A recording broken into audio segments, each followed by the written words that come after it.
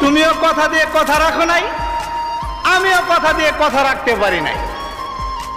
এখানে দুইজনই সমান সমান অপরাধে অপরাধী, কিন্তু পার্থক্য আছে একটাই, তুমি আমার হবে বলে কথা দিয়েছিলে, কিন্তু আমার হও নাই।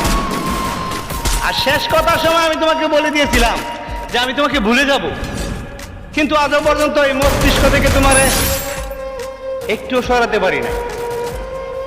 তবে একটা কথা মনে রাখো, তোমার আমার সৃষ্টিকর্তা কিন্তু সবই দেখে সবই বুঝে, অন্তর্যামী। শেষ বিচারের দিন ঠিকই ফয়সালা হবে কে ছিল সত্যিকারের অপরাধী।